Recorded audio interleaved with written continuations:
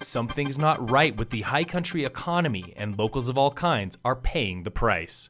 Phil Lindeman with Krystal 93 News. First, one of the most iconic sites in Leadville is no more. On December 1st, a bulldozer tore through the classic We Heart Leadville wall on the north end of town. It's the first step for a new affordable housing project planned there on the wide open property. That 40-acre plot sold for $1.35 million last year.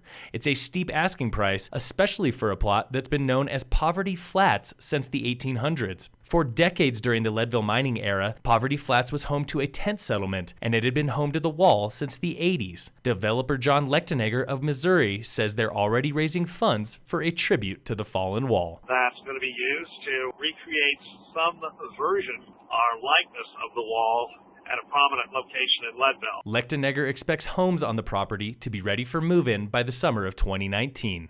The Town of Dillon Planning Commission is hosting an open meeting tonight to review plans for the proposed Crossroads at Dillon Hotel. The latest version of the hotel is slated for the Conoco station on Lake Dillon Drive. Plans now call for a 5-story hotel, possibly a Hilton, plus indoor parking and a rooftop restaurant. The meeting begins tonight at 5:30 at Town Hall. The Town Council is expected to hear the proposal later this month. Property owner Danny Eitz announced this newest version for his hotel in late November.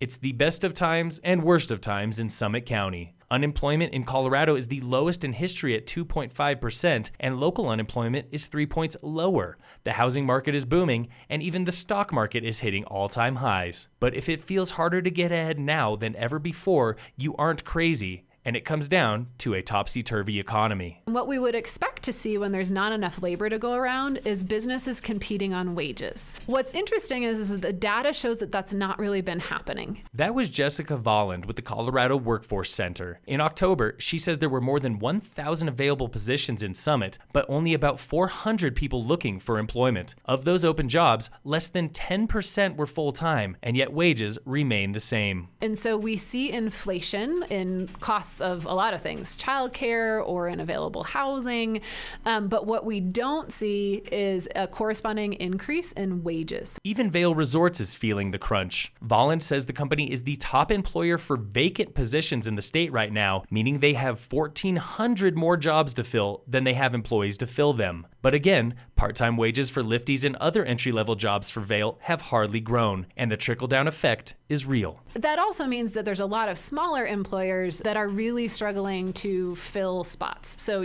think about your favorite local coffee shop or the restaurant that you like to go hang out at, or, your retail clothing store, even the grocery store. But the situation isn't hopeless. Volland suggests visiting the Colorado Workforce Center office in Frisco, where experts can help you fine-tune your resume and skills for work in growing industries like construction and trades. For our complete interview with Volland, including how employers can make the most of the Workforce Center, see the Krystal 93 YouTube page. That's Krystal with a K.